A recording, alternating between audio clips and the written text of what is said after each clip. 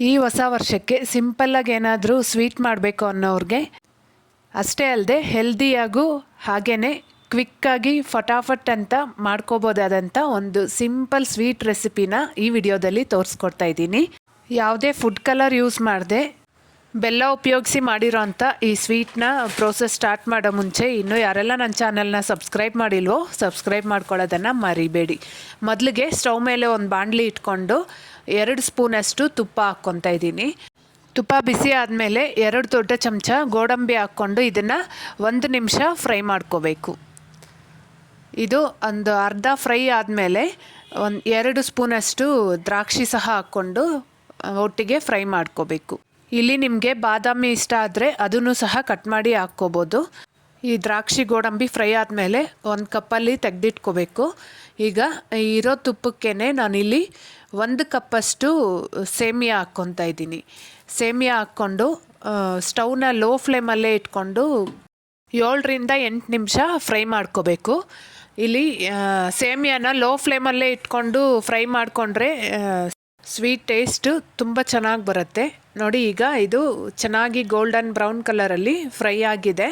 ಈಗ ಇದನ್ನು ಒಂದು ಪ್ಲೇಟಲ್ಲಿ ತೆಗೆದಿಟ್ಕೋಬೇಕು. ಈಗ ಅದೇ ಬಾಣಲಿಗೆ ನಾವು ಸೇಮಿಯಾ ತಗೊಂಡಿದ್ದ ಕಪ್ಪಲ್ಲೇ 2.25 ಕಪ್ಪಷ್ಟು ನೀರನ್ನ ಹಾಕ್ಕೋಬೇಕು. ನಾನು ಮಾಡ್ತಾಯಿರೋ ಈ ಪ್ರೊಸೀಜರ್ನ ಫಾಲೋ ಮಾಡಿ ಸೇಮಿಯಾ ಕೇಸರಿ ಮಾಡಿದ್ರೆ ಸೇಮಿಯಾ ಒಂದಕ್ಕೊಂದು ಅಂಟೋದು ಸಹ ಇಲ್ಲ, ತುಂಬ ಚೆನ್ನಾಗಿರುತ್ತೆ. ತಣ್ಣಗಾದ್ಮೇಲೂ ಸಹ ಇದು ಉದ್ರುದ್ರಾಗೆ ಇರುತ್ತೆ. ಈಗ ನಾವು ಸೇಮಿಯಾ ತಗೊಂಡಿದ್ದ ಕಪ್ಪಲ್ಲೇ 3/4 ಕಪ್ಪಷ್ಟು ಬೆಲ್ಲದ ಪುಡಿ ಹಾಕ್ಕೊತಾ ಇದ್ದೀನಿ. ನಿಮ್ಮ ಹತ್ರ ಅಚ್ಚ ಬೆಲ್ಲ ಇದ್ದರೆ ಅದನ್ನೇ ತುರಿದು ಹಾಕ್ಕೋಬೋದು. ಇಲ್ಲಿ 1 ಕಪ್ ಸೇಮಿಯಾಗೆ 3/4 ಕಪ್ಪಷ್ಟು ಬೆಲ್ಲ ಕರೆಕ್ಟ್ ಸ್ವೀಟ್ ಆಗುತ್ತೆ. ಈಗ ನೀರು ಕುದೀತಾ ಇದೆ. ಇದಕ್ಕೆ ನಾವು ಫ್ರೈ ಮಾಡಿ ಇಟ್ಕೊಂಡಿರೋಂತಹ ಸೇಮಿಯಾನ ಹಾಕ್ಕೋಬೇಕು. ಇಲ್ಲಿ ನೀರೇನು ಪಾಕ ಏನು ತೆಗಿಯೋ ಅವಶ್ಯಕತೆ ಇಲ್ಲ, ಬೆಲ್ಲ ಕರಗಿದ್ರೆ ಸಾಕು. ಸೇಮಿಯಾನ ಹಾಕ್ಕೊಂಡು ಒಂದು ಸರಿ ಚೆನ್ನಾಗಿ ಮಿಕ್ಸ್ ಮಾಡಿಕೊಂಡು ಪ್ಲೇಟ್ ಮುಚ್ಚಿ ಒಂದು 5 ರಿಂದ 6 ನಿಮಿಷ ಹಾಗೇ ಕುಕ್ ಮಾಡ್ಕೋಬೇಕು. ಸಾಮಾನ್ಯವಾಗಿ ನೀರಲ್ಲಿ ಸೇಮಿಯಾನ ಬೇಯಿಸಿ ಮಾಡೋ ಈ ಸೇಮಿಯಾ ಕೇಸರಿಗಿಂತ ಈ ಥರ ಬೆಲ್ಲದ ನೀರಲ್ಲಿ ಡೈರೆಕ್ಟಾಗಿ ಸೇಮಿಯಾನ ಬೇಯಿಸೋದ್ರಿಂದ ಈ ಸೇಮಿಯಾ ಟೇಸ್ಟ್ ತುಂಬ ಚೆನ್ನಾಗಿ ಬರುತ್ತೆ. ಈ ಬೆಲ್ಲ ಹಾಕಿರೋ ಪ್ಲೇಸಲ್ಲಿ ನೀವು ಸಕ್ಕರೆ ಸಹ ಹಾಕಿ ಮಾಡ್ಕೋಬೋದು. ಈ ಥರ ಬೆಲ್ಲದ ನೀರಲ್ಲೇ ಈ ಸೇಮಿಯಾನ ಕುದಿಸೋದ್ರಿಂದ ಸೇಮಿಯಾ ಒಳ್ಳೆ ಟೆಕ್ಸ್ಚರ್ ಬರುತ್ತೆ.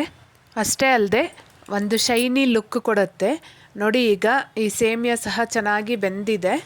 ಈಗ ನಾವು ಫ್ರೈ ಮಾಡಿ ಇಟ್ಕೊಂಡಿರೋಂತಹ ಡ್ರೈ ಫ್ರೂಟ್ಸ್ನ ಹಾಕ್ಕೋಬೇಕು. ಹಾಗೆಯೇ ಒಂದು ಅರ್ಧ ಸ್ಪೂನಷ್ಟು ಏಲಕ್ಕಿನ ಕುಟ್ಟಿ ಪುಡಿ ಮಾಡಿ ಹಾಕ್ಕೊತಾ ಇದ್ದೀನಿ. ಹಾಗೆ ಮೇಲೆ 1 ಸ್ಪೂನಷ್ಟು ತುಪ್ಪ ಹಾಕ್ಕೊಂಡು ಇದನ್ನು ಒಂದು ಸರಿ ಚೆನ್ನಾಗಿ ಮಿಕ್ಸ್ ಮಾಡಿಕೊಂಡ್ರೆ ಸಾಕು. ತುಂಬ ಟೇಸ್ಟಿಯಾಗಿ ಹಾಗೆ ಅಷ್ಟೇ ಈಸಿಯಾಗಿರೋಂತಹ ಸೇಮಿಯಾ ಕೇಸರಿ ರೆಡಿ ಆಗುತ್ತೆ.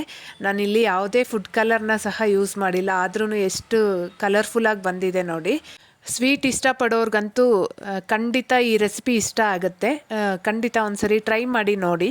ವಿಡಿಯೋ ಇಷ್ಟ ಆಗಿದ್ದರೆ ಮಾತ್ರ ಮಿಸ್ ಮಾಡದೆ ಒಂದು ಲೈಕ್ ಮಾಡಿ, ಹಾಗೆ ಚಾನಲ್ನ ಸಬ್ಸ್ಕ್ರೈಬ್ ಮಾಡಿ. Thank you.